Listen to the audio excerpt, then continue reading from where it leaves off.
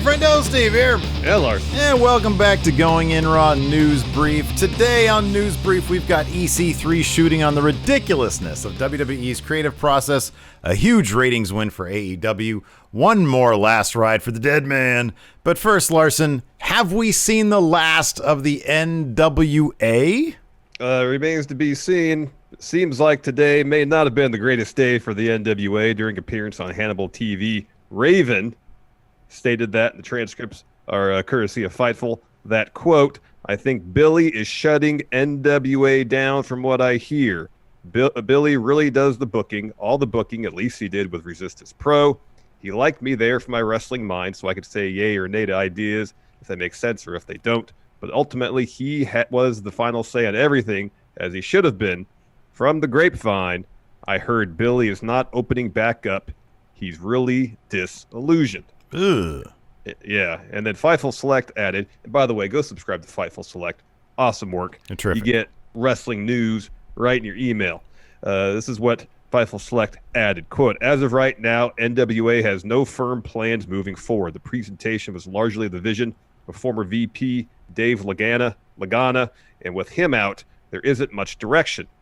Talent were told via email that if they don't believe in the vision of the NWA moving forward, they're free to leave.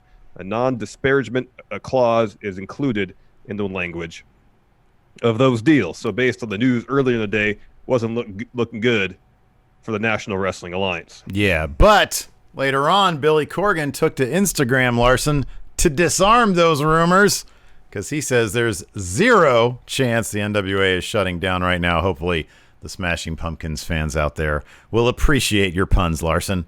Billy Corgan said this. "A quick note about the National Wrestling Alliance, which I fought for and won ownership of a few years back. We are not shutting down, so please disregard any and all rumor to that effect. The NWA is not and will not be for sale, and those talent who are under contract remain under contract for a reason, which is that we at the NWA are trying to figure out a way to provide our fans, our great fans, with wrestling content in a very, very tough environment. And most importantly, keep our talent safe and the standard of production you've come to expect from us at a high level. Anything less, in my opinion, is unacceptable. So yes, appreciate the interest, appreciate the chatter, but don't appreciate the unsourced rumors and speculation." I hope that what Billy Corgan is saying is true and that the NWA doesn't dissolve or go away or whatever. Yes. I'm a big fan of it. I haven't been watching it on a week-to-week basis. I know they've been doing the Carneyland thing. I've seen a little bit of that. I just like knowing that it was another option for people to go and ply their trade, to get exposure. I get the feeling with Dave Lagana out, maybe a big chunk of their day-to-day production stuff probably was gone as well. And so maybe this is a situation where they're regrouping. Right now is a really tough time even to regroup. So hopefully they're able to figure out a way forward, and we'll have that. I know a lot of people were fans of the NWA, and they did some good work. They did. The presentation, the throwback aspect of it was fun, and it didn't feel superficial. It didn't feel like that's all they had, you know? It didn't just feel like a nostalgia trip based on the old school presentation. It kind of injected something fresh into the wrestling scene, because basically all the other wrestling shows look alike. Yeah, totally. Like the visual language of how wrestling is told on, like a mainstream scale, WWE, AEW, is largely the same. There's not a whole lot of deviation from the format. And they just went back to the old school studio wrestling format, and it seemed fresh and new. They had some stuff they added to it to kind of update things. It was a breezy, enjoyable 1 hour watch every week. Yeah, and then it was also a really great springboard at this point, even in its short time that it's been around. Like for example, Ricky Starks, for example, is now with AEW. I would expect a guy like Zicky Dice to come out of the exposure of NWA and land at maybe one of the bigger promotions. I mean, Fightful also reported on their contract sort of the specifics of some of their contract, the money they were doling out. And it wasn't like big money or anything, but it was certainly some really good exposure for some of this talent. So, if you can get paid, even if it's not as much as somewhere else, but if you can get paid and get some pretty decent exposure, that's a pretty good deal for some people.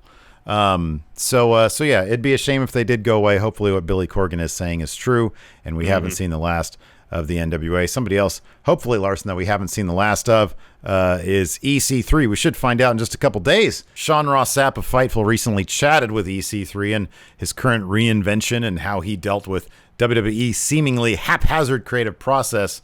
He said this, Larson: "This is me. It's true to my life. It's changed a lot with COVID because it's really brought it out to a different limelight, but this is something I've always wanted to do. I was like, if I pitch it to WWE, it's going to suck and I'm going to lose my mind. So in my mind, I watched The Fiend lose to Goldberg at Saudi Arabia. Like, that guy put so much work into being the most creative thing I've ever seen, and then they just throw it away. But I got to do something. So I pitched this beginning, the same thing that I released when I got fired." So if you watch, this is me now. So if you check out his Twitter, his social media, he's been releasing these really, really cool videos that just shows off like a completely new EC3. He continues, "Before I got fired, I filmed it on my couch. Isn't that cool? It took about 2 hours probably.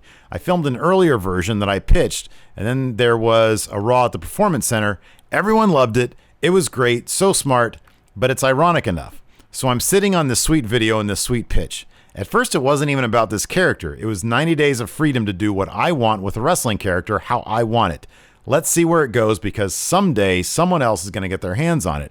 It'll be manipulated, and it won't be as true to my vision, and which is okay, because that's what happens to some extent. It was also a 90-day exhibition and showing how broken WWE creative process is.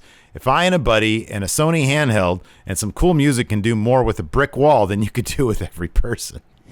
So yeah, I mean, sometimes that was the genesis of AEW. Like, when they started, like their TV, it was like, let's just simplify things. Like, they were bringing wrestlers in. I mean, this is the most famously was with Mox. Let's bring these guys in and just let them do what we know they can do, and either it'll work or it won't work, and we'll tweak it from there. There's no need sometimes to overthink things, which is, I think, what EC3 is getting at here. The WWE, they just overthink things.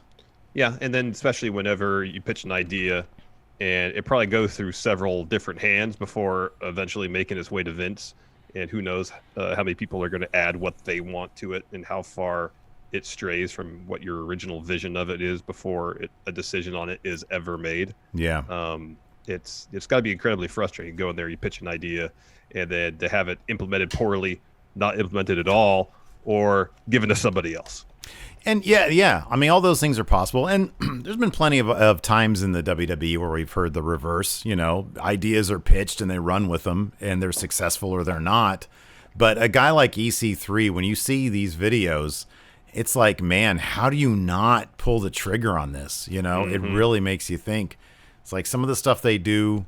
I mean, look, I like a lot of what the WWE does, but like this EC3 pitch really seemed just for doing it in 2 hours, it actually came off as very polished and pretty compelling stuff. So yeah, hopefully he's able to take that to a place that will appreciate that and run. I mean, all the stuff he was doing, projecting stuff on him, he's standing in front of that wall and projecting stuff onto himself on the wall. That was all really, really interesting stuff. Yeah, it's a really effective visual.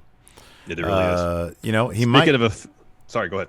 Well, we were both going to go with the segue. I was going to say, speaking of someplace that might use him correctly, what were you going to say? I was going to say I was way worse than that. Speaking of effective visuals, I got an effective visual for you. AEW reclaim Wednesday nights. The ratings are in AEW. Back on top, baby. Uh-oh. So here are the numbers. AEW 788. That number doesn't matter. What matters? 18 to 49 demo, 0.29, ranked 5th for the night. How upset are you that Chris Jericho has took my gimmick, ripped off your gimmick without any credit? He made a shirt. That shirt is probably going to make more money than you and I combined this year. Probably. I'd be incensed. You need to start standing NXT like I do. I was going to call them XTW. They came in. I'll remain an AEW stand with 631,000, so about 150,000 less than AEW in the overall viewership. That doesn't matter. Talk the 1849 demo. That's what matters. Oh, just terrible. 49th. Yeah, I don't 0.14. care. I thought it was a terrific show. I think it's great. It was a good show. Yeah. End of the day, they're both good shows. So that as a wrestling fan, that's the most important thing. These numbers only matter to advertisers. That's it. To the madmen. To the madmen, Larson. Yes. Speaking of a Advertisers care madman. about the 1849 demo. That's it. Yes. Anyways, yeah. Speaking of a madman, one last ride for The Undertaker, Larson. WWE announced that we'll get another episode of The Last Ride following Extreme Rules. This should be an ongoing series because this sounds great, man. They said this in a press release. You thought you'd seen the last ride? Think again. The critically acclaimed WWE Network series returns this Sunday as Undertaker shares even more stories from his legendary career on Undertaker, The Last Ride, Tales from the Dead Man. They really have 2 colons in this title, Larson. I know. Undertaker, The Last Ride, Tales from the Dead Man. That's got to break some rule of grammar, right? Are you allowed to do that many colons? I don't know. I honestly haven't taken an English class in 25 years. Oh, I didn't see this part. Narrated by Emmy-nominated actor and producer Timothy Oliphant. Hopefully he grinds his teeth the entire time he's talking like he used to as Bullock in Deadwood. Yes, that'd be fantastic. That's awesome. It says, get ready for some incredible behind-the-scenes anecdotes from the dead man himself, as Undertaker recalls stories about the origins of his character, his experience on an infamous plane ride, and even that time he fought the Godfather over a hat, all accompanied by never-before-seen animation. So it's be like the Ricky Gervais podcast. Yeah. Don't miss the return of Undertaker, The Last Ride, as Tales from the Dead Man premieres this Sunday, streaming immediately following the horror show at Extreme Rules, only on WWE Network. So it kind of seems like it's part story time, that show on the network already, which is animated. Mm-hmm. But then they have Timothy Oliphant just kind of like doing segues between segments. It sounds like a weird, like, are the animations meant to be silly? I don't know. Or are they like supposed to be more dramatic? I don't know. This is weird. I don't know. This is weird. I don't know how this is going to work. I like that they've given him a whole franchise, though. The Last Ride now is a franchise. Quickly before we leave, Larson, give me a couple more ideas with what they can do with The Last Ride. Well, I mean, invariably when he returns for another match, Undertaker, the last ride again, not the last ride. Yeah. No, this is the last ride. How about this cooking show, The Last Dine? Okay. Yeah. Diners, drive-ins, and dead man. There you go.